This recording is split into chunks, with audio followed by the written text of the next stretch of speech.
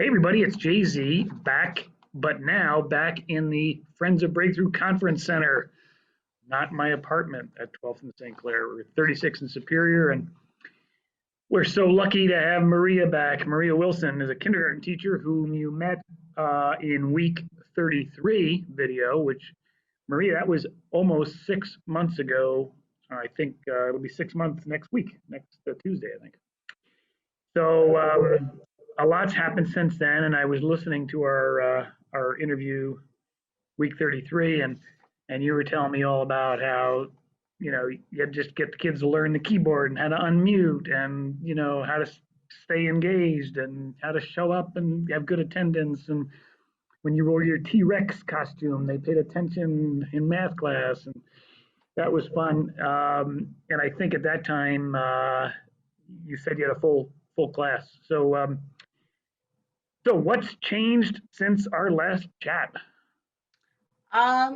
So what's changed, more of our scholars have gotten into the Learning Center, and that's definitely helped them with attendance and being able to log on and do their work that they need to get done. Also, our scholars have... You're talking about back into the in-person Learning Center at Willard? Yeah. Got it. Okay. Go ahead. Sorry. Yeah. We have a lot of our class in the Learning Center.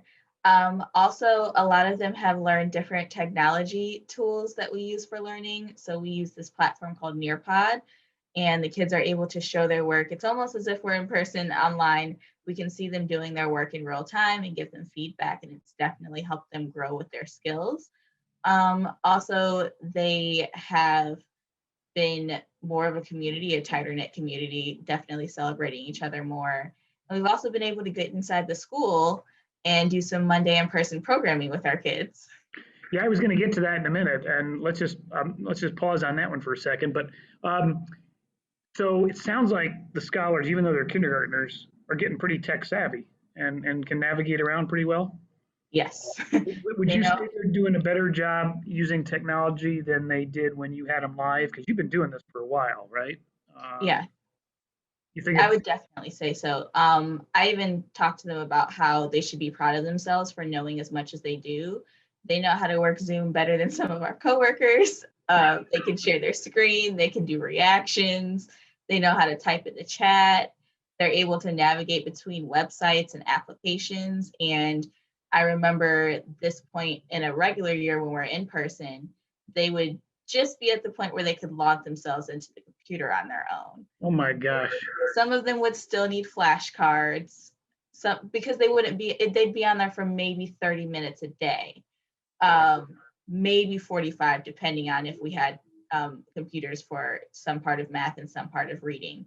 And now they're on the computer from 9 in the morning until 4 p.m. with maybe an hour and a half break, depending on what they're doing, but they're on the computer more, so they have more time to practice. So how do you, I sat in on one of your classes and I was amazed and I was exhausted. And you're doing this every day, but how do you, is it possible to keep their attention that whole time, or what do you do? You have to switch it up. They're at the point where they're like, I'm sick of Nearpod. So I use different parts of Nearpod and the different features. There's a time to climb feature, which is kind of like how Kahoot is. My educators will know about what Kahoot is. And then we have like a matching pairs game that we use. Just sprinkle that in. Sometimes I give them some coloring activities throughout the lesson just to see like, okay, let's start off with the fun, get into the learning, and continue with the fun. Like you have to be adaptable, which is something you have to do if you're in person, but it's a different level of resilience that you have to have, because sometimes they're at home and the TV's on and the cartoons are playing, and it's like hard to compete against cartoons, but if they can hear the excitement in their classmates' voices, then they're more inclined to participate. Well, I give you guys all the credit in the world for pulling this off. It's been a tough year, and I suppose teachers are getting in the groove doing it. The scholars are getting in the groove, and it's becoming second nature, I suppose. So, yeah. Okay, so let's talk about the fun part. I hear that you actually welcomed your scholars back live in the buildings and are seeing them at least once a week. And for the in-person learning centers, I suppose you're seeing those guys almost every day. Yeah, we are. Yesterday was our third week of in-person learning on Mondays, and at our school, kindergarten is coming almost every Monday that it's available. So this is the third week I got to see some of my kids. And the first week was magical. It was like the first day of school. We forgot how short kindergartners were. We're looking at them like, oh, is this? And then they have their masks on. So you're trying to figure out who's going to your room. And you're like, oh, this is my friend that I see all the time. Yeah, Did they say to wow. us, they were like telling us, I thought you would be taller. And we're Oh, like, oh, no. wow. So that's actually the first time, first of all, the first school year they've had started on Zoom. And this is the first time they ever got to see a teacher live. And I bet you they were beaming. I mean, I guess they were happy, or did you have the typical first day of kindergarten crying, or what was going on? Some of them were a little shy. No one cried. Some were shy. Some were ready to go. Some of them, they were completely different than how they act on the computer, and some Mhm. were a lot more social than they would be on the computer. One thing that stands out to me is that we get to take them for playtime. And I remember at the beginning of the year, we were setting goals for the rest of the school year, and they're like, I just want to go to the park and play with my friends. And now we get to go to the park and they can play with their friends. And it's so Oh, amazing. They're just so happy. that is tremendous. And I suppose you and your fellow teachers and principals and everybody and the scholars are really looking forward to next summer. When do we start? August 23rd, I think. Um, yeah, around that time. Yeah, for a in-person start of school, which will be totally different from what it was this year. Yeah, Uh, we're very excited to get back with our kids. and how are the families feeling? Are they excited about the Mondays and excited about getting back next year? Yeah, we had a very high like response rate of families that wanted their students in the school for programming, and we're excited about that and getting to see them and everything. So it just makes the momentum for the fall even more and exciting, because we know a lot of families, like, people have to get back to work, also Yeah, knowing that online isn't the best for everyone.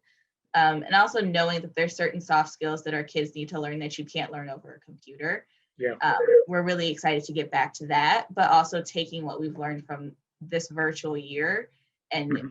prioritizing building that community and focusing on our students' emotional and mental health. Yeah, that's so important. Okay, well, listen, I'll let you go. You've had a long day of teaching. Just know that you are valued and appreciated by everybody at Friends of Breakthrough, by everybody at Breakthrough. And I'm so happy that the kindergarten, your kindergartners anyway, and those families are looking forward to, a full return, which is fantastic. So, okay, well, great. Hey, everybody. Again, this is week 58, and if you want to help so that we can have a strong open, you can go to the victory page on the website. And if you want to make a donation, and also there you can check out all the other videos for the year, including our latest 2.5 minute animated feature that gives you kind of a quick snapshot of what Breakthrough is all about. So, Maria Wilson, thank you so much. Good luck for the rest of the year. Have a great summer, and we'll see you soon, I hope. Thank you. Okay, take care.